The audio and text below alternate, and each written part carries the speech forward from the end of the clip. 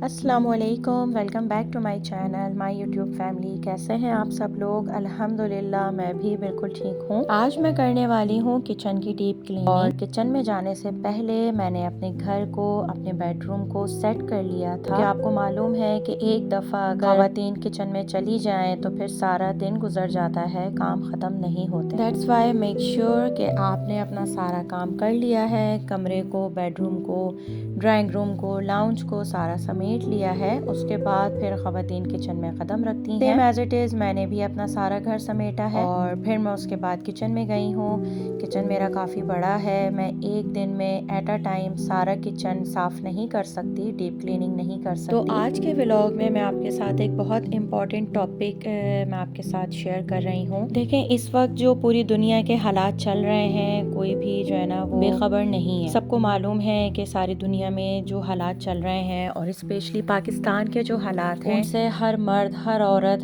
हर यानी तबके का इंसान जो है ना परेशान है। और जितना इंसान परेशान है, इंसान में उतनी ही ज़्यादा जेलसी, हसद, बुग़्ज़ सामने वाले के पैदा हो रहा है। ये एक नेचुरल चीज़ है। अच्छा, जेलसी एक ऐसा कीड़ा है जो आपको अंदर ही अंदर ख़त्म कर देता है। अल्लाह ताला ने हर इंसान की दुनिया में आने से पहले उसका रिस्क जो है ना वो लिख दिया है और वो रिस्क आपका कोई छीन नहीं सकता। हमें एक दूसरे के रिस्क पर नजर नहीं रखनी चाहिए। अल्लाह ताला ने जो हमें नेमतें दी हैं, हमें उठते बैठते सोते जागते उसका शुक्र अदा करना चाहिए। लेकिन आज का इंसान बड़ा नाशुक्रा और उतावला है। उसके पास अल्लाह की दी हुई नेमतें हैं, उन पर तो शुक्र अदा नहीं करता, लेकिन जो अल्लाह ने दूसरों को नेमतें दी हैं उन्हें देख देख कर जलता रहता है और फिर इसी ही तरह जल जल कर बिस्तर से लग जाता है और फिर दुनिया से चला जाता है। जैसे अल्लाह ताला ने पांचों उंगलियां बराबर नहीं बनाई हैं, इसी तरह हर इंसान का नसीब एक जैसा नहीं बनाया। हमें अल्लाह ताला की दी हुई हर छोटी से छोटी और बड़ी से बड़ी नेमत पर उसका शुक्र अदा करना चाहिए। दूसरों की खुशियों पर, दूसरों की दौलत पर जेलस ना हो, वरना ये जेलसी आपको खा जाएगी। जेलसी का कीड़ा अगर आपके अंदर है तो इस कीड़े को मार दें, वरना ये कीड़ा आपको खा जाएगा। हम में से बहुत सारे लोग अपने से ऊपर वाले को देखकर दुखी हो जाते हैं कि हमें अल्लाह ने बड़ी गाड़ी क्यों नहीं दी, बड़ा घर क्यों नहीं दिया, ज्यादा दौलत क्यों नहीं दी। हमारी ये सोच हमें अल्लाह ताला का शुक्र अदा करने नहीं देती। हमें हमेशा अपने से नीचे वाले को देखना चाहिए ताकि हम अल्लाह ताला का शुक्र अदा कर सकें। छोटी ही सही गाड़ी तो है, छोटा ही सही घर तो है, थोड़ी ही सही दौलत तो है, बस अल्लाह ताला हम सबको अपना शुक्र अदा करने की तौफीक अता फरमाए, आमीन। बस ये छोटा सा टॉपिक मैंने आपके साथ शेयर किया था। मुझे पूरी उम्मीद है आपको मेरा आज का टॉपिक पसंद आया होगा और कोशिश कीजिएगा कि अपने आप को बदल सके। तो बस नाश्ते के बाद मैं अपने कमरे को समेट कर, सारा घर समेट कर मैं किचन में आ गई थी और मुझे डीप क्लीनिंग करनी थी। मैंने ऊपर से स्टार्ट किया था। कैबिनेट्स के ऊपर बहुत ज़्यादा डस्ट थी, बहुत ज़्यादा जाले थे, दीवारें भी काफ़ी दिन हो गए थे मैंने साफ़ नहीं की। कुछ कैबिनेट्स मैं पहले साफ़ कर चुकी थी और कुछ कैबिनेट्स मैंने आज के व्लॉग में साफ़ किए हैं। फिलहाल मेरे बच्चे घर पर हैं, उनको स्कूल की तरफ से रिलीफ मिला है। एग्जाम्स के बाद उनको ऑफ दे दिया था। बच्चों को भी मैंने अपने साथ लगा लिया था काम में ताकि उनका थोड़ा बहुत ध्यान बटे, वरना हर वक्त खेल खेल और बस खेल। कैबिनेट्स की सफाई के बाद मुझे जो बर्तन वॉश करना लगा मैंने उनको वॉश कर लिया था, जिनके ऊपर मुझे लग रहा था कि डस्ट वगैरह काफी हो रही है। साथ साथ बच्चों के खेल कूद भी चल रहे थे। हाशिर मेरे साथ लग गए थे बर्तनों को सेट करने में। किचन से फ्री होकर मैं आ गई थी स्टोर में। एक्चुअली हमारे जो सेकंड फ्लोर पर लोग रहते हैं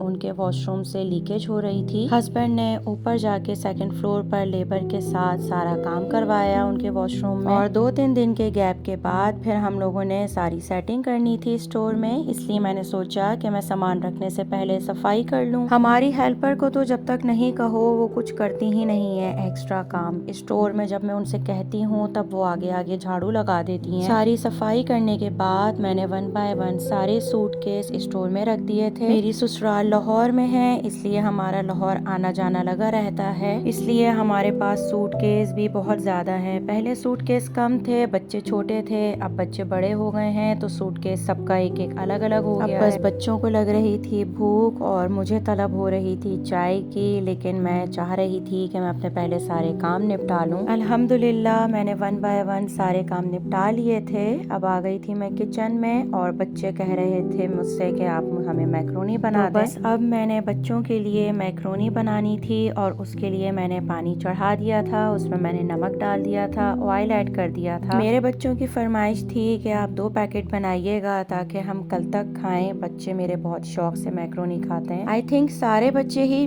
शौक से मैक्रोनी खाते हैं और अगर उसका टेस्ट और ज़्यादा ज़बरदस्त हो तो फिर मज़ा भी दुबाला हो जाता है।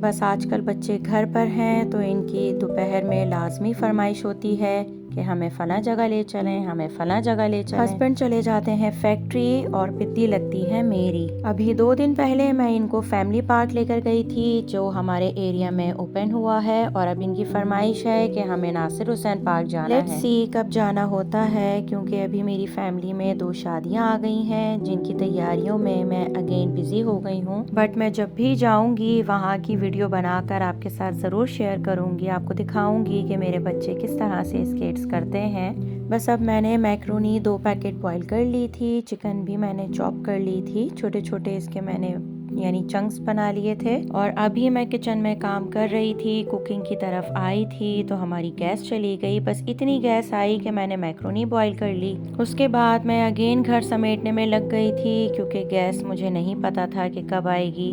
ओवन मैंने उठा के स्टोर में रख दिया था। डाइनिंग टेबल बहुत ज़्यादा फैली हुई थी तो डाइनिंग टेबल भी मैंने समेट दी थी और 1 बाय 1 बच्चों से काम भी करवा रही थी। बच्चों को शौक हो रहा था टेक्नो गेमर्स देखने का तो मैंने बच्चों से कहा कि पहले मेरे साथ घर सिमटवाओ उसके बाद फिर टेक्नो गेमर्स देखना। बच्चों के घर पर होते हुए घर सिमट के ही नहीं देता, काम कर करके बुरा हाल हो जाता है लेकिन पता ही नहीं चलता कि कब घर सिमटेगा। मेरे बच्चों को मेरे साथ काम करने का शौक तो बहुत है लेकिन मैं उनसे ज़्यादा काम नहीं करवाती क्योंकि फिर मुझे टेंशन रहती है कि कोई चीज़ ना टूट जाए। जब मैं बच्चों के लिए दूध निकालने लगी तो गैस आ गई थी क्योंकि बच्चों को भूख बहुत ज़्यादा लग रही थी। बट इन्होंने मुझसे कहा था कि हम लंच में मैक्रोनी खाएंगे। बट फिलहाल मैंने बच्चों को दूध के साथ खजूरें दे दी थी और बच्चों को थोड़ा सा सहारा मिल गया था बच्चों के पेट को क्योंकि मैक्रोनी बनाने में मुझे टाइम लगना था। फिर जब बच्चों के पेट को सहारा मिल गया था तो मुझे भी थोड़ा सा मौका मिल गया था चाय पीने का। मैंने जल्दी से चाय बना ली थी और बच्चे दूध पी रहे थे और मैं चाय पी रही थी। आप लोगों को मेरा व्लॉग अगर पसंद आ रहा है तो मेरे चैनल को सब्सक्राइब कर लीजिए, वीडियो को लाइक भी कर दीजिए। बस चाय पीने के बाद मुझे पिज़्ज़ा का डो भी रेडी करना था क्योंकि मेरी खाला की फरमाइश थी कि तुमने बहुत दिनों से पिज़्ज़ा नहीं बनाया। अब बस यूँ कहूँ तो गलत नहीं होगा कि दोपहर में लंच के लिए मैंने मैक्रोनी बना ली थी और रात में डिनर के लिए मैं पिज़्ज़ा रेडी कर रही थी। किचन की डीप क्लीनिंग के बाद थकावट तो मुझे बहुत ज़्यादा हो रही थी लेकिन जब मैंने चाय पी तो मेरी थकावट सारी दूर हो गई थी। बच्चों के साथ मगजमारी करना एक बहुत बड़ा जो है ना मैं कहती हूँ ड्यूटी है पेरेंट्स के लिए, स्पेशली मदर के लिए। घर पर होते हैं तो वक्त का पता ही नहीं चलता कि वक्त के कब सुबह हुई और कब शाम हुई और कब रात हो गई। इन तमाम कामों के साथ साथ वक्त पर नमाज अदा करना, तस्बीह पढ़ना, कुरान पढ़ना, ये सब भी हमारी लाइफ का हिस्सा है और हमें इसका हिसाब किताब देना है अल्लाह के यहाँ। तो दुनिया के सारे काम कीजिए लेकिन वक्त पर अल्लाह ताला का जो शुक्र अदा करने का तरीक़ा है, अल्लाह ताला ने हमें बताया है कि नमाज़ पढ़कर मेरा शुक्र अदा करो, वो ज़रूर कीजिए। बस डो मैंने गूंद के रख दिया था और इसकी रेसिपी मेरी प्रीवियस वीडियो में मौजूद है, आप लोग वहां देख सकते हैं। मैं आपके साथ उस वीडियो का लिंक शेयर कर दूंगी डिस्क्रिप्शन बॉक्स में, आप लोग देख लीजिएगा। उसमें मैंने पूरा प्रॉपर पिज्ज़ा बनाना सिखाया है, आप लोग उसको ट्राई भी कीजिएगा, बहुत टेस्टी बनते हैं। और वीडियो को लाइक भी कीजिएगा और शेयर भी कर दीजिएगा।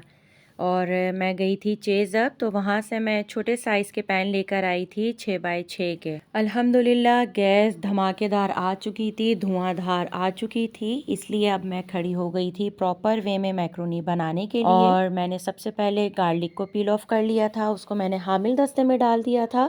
उसके बाद मैंने कैप्सिकम और कैरेट की मैंने कटिंग कर ली थी। मेरे बच्चों को कैबेज पसंद नहीं है इसलिए मैं कोशिश करती हूँ कि मैं कैबेज ना डालूं वरना फिर वो चुनते रहते हैं, उसमें से निकाल के मुझे फिर फेंकनी पड़ती है।